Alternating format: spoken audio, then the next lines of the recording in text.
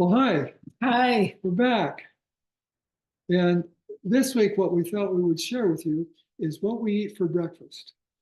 And we did this a couple of years ago, but we realized that we're in a different space now. We True. have gone SOS free. We have shifted to our meals now. We don't add any salt, oil, or sugar. And in the past, we were using maple syrup and adding salt. We never really did much in the way of sugar.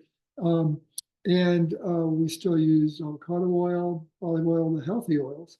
We've completely dropped that. So we thought we'd share with you in the next few weeks what we do for breakfast, lunch, and dinner. So, what's breakfast like for you, my darling? Well, first I want to explain why we went SOS free, because I had a very minor stroke and it made me stop and look at eating so healthy. What could have caused this? And what I learned is salt really stiffens the blood vessels, and oil can create plaque inside the blood vessels. So I was ready to give it a go.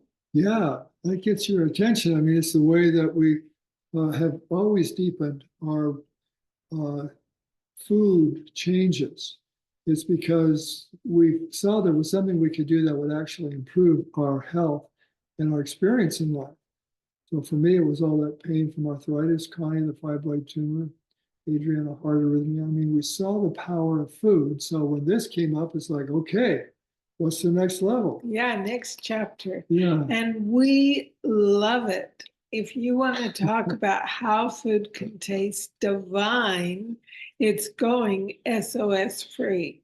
It takes a little time for the taste buds to adjust, but it makes food wow. I just never knew. I know, it's so interesting. It's like those first few days, well, actually like about a week and a half for me anyway. It's like, how can I do this? It's like cardboard.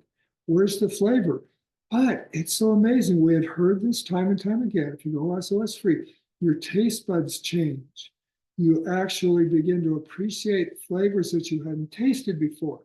So as a concept, that was interesting, but it wasn't our experience with the first few days of shifting. And it is so true in our experience too. Yeah, and one thing in a past blog we talked about that makes it really easy is if you use sweet taste, like use tomatoes or red peppers to sweeten a dish, that helps a lot in making the change. Or if you use spicy taste, like red pepper flakes or poblano pepper, chili powder, whatever. Sriracha. Yeah, yeah, that gives it more of that spicy flavor. That really makes a difference too and helps with making the transition. Mm. So, what do I eat for breakfast? Well, every third day I do a smoothie. And the other 2 days I do oats, cooked oats with fruit and a tablespoon and a half of hemp hearts for the omega-3s.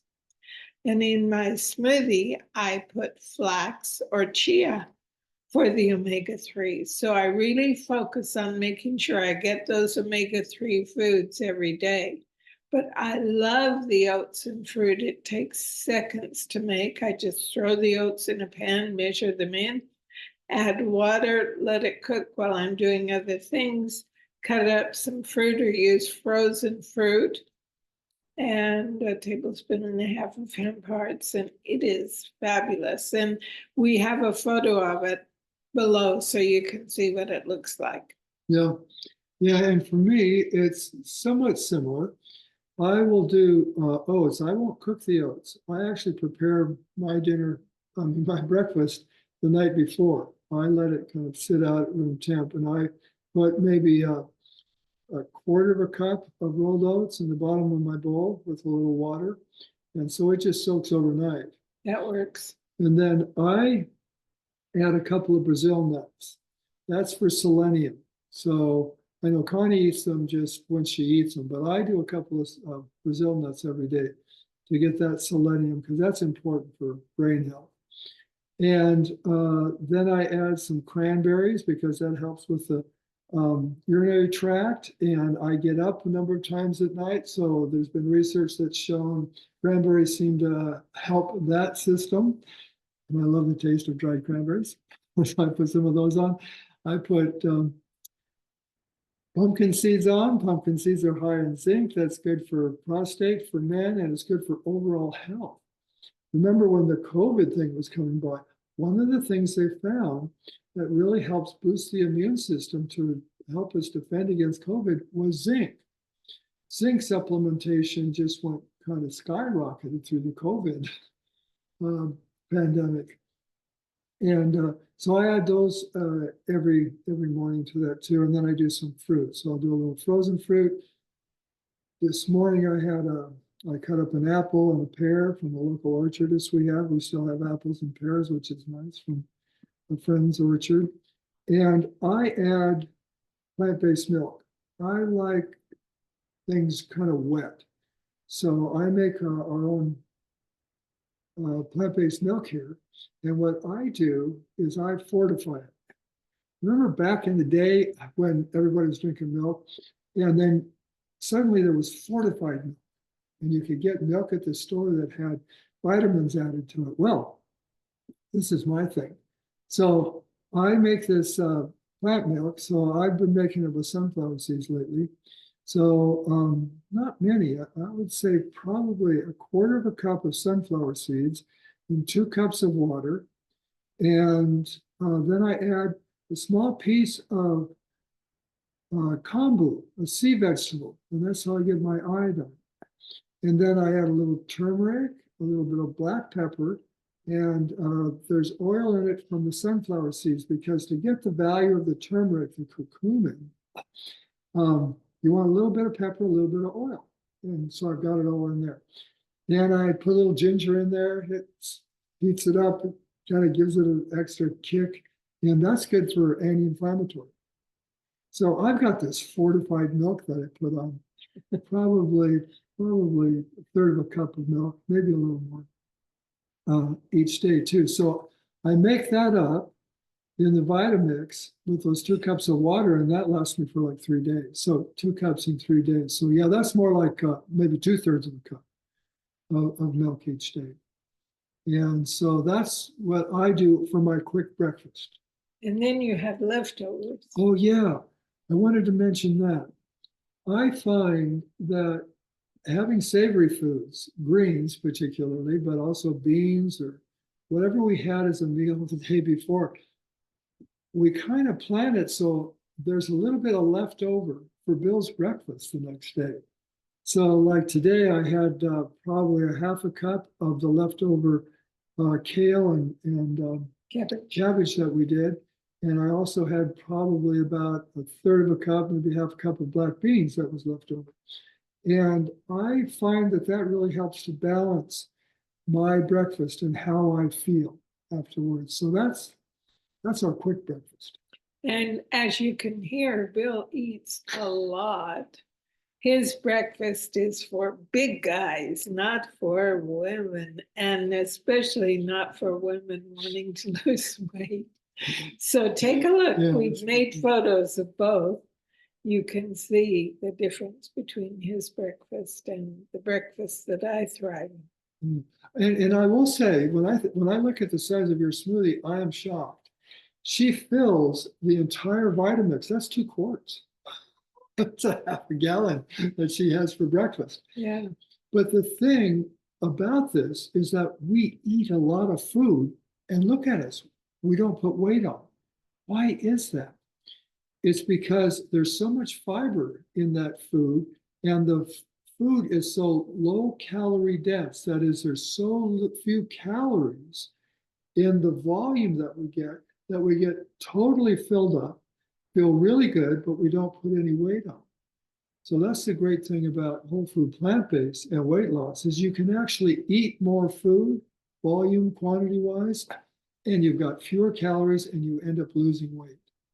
Yeah, and one thing I'm thinking about doing is adding a couple of lettuce leaves, just eating them like that, to my breakfast. So I have some veggies in that day when I use oats, for example, in those 2 days that I have oats, because there are thylakoids in the dark leafy greens, and thylakoids really help with weight loss and appetite. Yeah, yeah. So, in shifting to whole food, plant-based and SOS-free, there's a time element. A lot of people think, well, how in the world could I do that? Because they're used to, I don't know. If you're listening to this blog, you're probably not throwing a Pop-Tart in the toaster. Hope not. But, we get into these processed foods that make breakfast really quick and easy, so we don't have to think. So it does take a little preparation to get it together, but we get these patterns with simple foods in whole food plant-based as well that can make it so it's not time consuming. And every now and then, we will also do a breakfast where we want to make breakfast. Let's make a breakfast, we'll sit down, we'll eat together and do that. So we have shared before these different things we do. We have our whole food plant-based omelets that we make with either a chickpea flour or Red lentils. red lentils. Yeah. Yeah, that's really good. We just yesterday actually did this potato hash medley. Yeah, That's really delicious. good. That's on our website. Just frittatas, our pancakes, our oat banana pancakes. Yeah. So Beautiful. we do things where we take a little more time for breakfast, but breakfast really doesn't usually is not very time consuming in terms of preparation. Well, mine never takes 5 minutes Yeah, to prepare. yeah, It's very quick. yeah, So that's simple. yeah, yeah, yeah. Okay, so one thing we'll say about breakfast, especially when it comes to weight loss, is that a lot of whole food plant-based experts who are also expert in weight loss and the natural benefits of whole food plant-based in terms of weight loss, mentioned that eat breakfast like a king, eat lunch like a queen, and eat dinner like a pauper. Meaning, have your largest meal and probably your richest meal, maybe at breakfast. And then lunch is a full meal as well, but not quite as much. And dinner is your lightest meal. Yeah, that's a very That's good approach for weight loss, especially. And when you eat whole food plant-based, the pounds fall off so easily. You don't even think about it. You're just eating for health and you get thin at the same time. Yeah, it's really great. We could tell stories and stories, but we're kind of going on here. So what do you want to tell them for a recipe? Pizza. Yesterday or Saturday, we made pizza, and it's a broccoli crust. It was so delicious, and on top had peppers, tomatoes, onion, asparagus, broccoli, and basil and avocado. Those were added at the end after it had been cooked. So I think you'll enjoy it. It's a delicious pizza, and it'll give you 4 good-sized servings. Yeah, and of course, we use the term pizza because it kind of has that topping with a crust. Don't expect Pizza Hut. But it's really fun, and it was really good. So, Yeah, really tasty.